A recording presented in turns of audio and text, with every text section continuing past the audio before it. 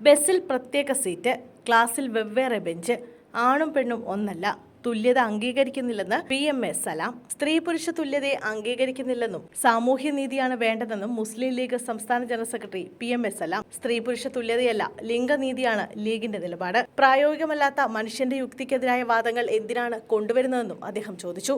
മലപ്പുറം എടക്കരയിൽ മാധ്യമപ്രവർത്തകരോട് സംസാരിക്കുമ്പോഴാണ് സലാമിന്റെ വിവാദ പരാമർശം. സ്ത്രീയും പുരുഷനും എല്ലാ നിലയ്ക്കും തുല്യമാണെന്ന് പറയാൻ കഴിയുമോ എന്നും PMA സലാം ചോദിച്ചു. ഒളിമ്പിക്സിൽ പോലും സ്ത്രീകൾക്ക് വേറെ മത്സരമാണ്. ബസ്സിൽ പ്രത്യേക സീറ്റുകളാണ്. സ്കൂളിൽ പോലും ഇരിക്കുന്നത് ഒരേ ബെഞ്ചിലാണോ? വേറെയല്ലേ? ഇതൊക്കെ ഉള്ളത് രണ്ടും വ്യത്യസ്തമായത് കൊണ്ടല്ലേ എന്നും അദ്ദേഹം ചോദിച്ചു.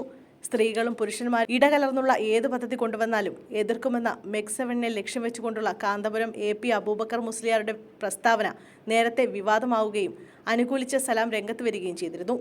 സ്ത്രീകൾ പൊതുവിടങ്ങളിൽ ഇറങ്ങരുതെന്ന് പറയുന്നത് പിന്തിരിപ്പൻ നിലപാടാണെന്നും അത്തരക്കാർക്ക് പിടിച്ചു നിൽക്കാനാവില്ലെന്നുമായിരുന്നു കാന്തപുരത്തിന്റെ നിലപാടിനോട് CPM സംസ്ഥാന സെക്രട്ടറി MV ഗോവിന്ദന്റെ പരാമർശം.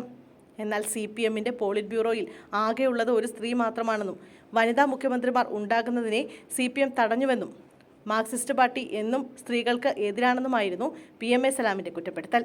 കാന്തപുരം എന്നും തെറ്റുകൾക്കെതിരെ പറയുന്ന ആളാണെന്നും പാർലമെന്റ് തെരഞ്ഞെടുപ്പിൽ അത് കണ്ടതാണെന്നും സലാം പറഞ്ഞിരുന്നു.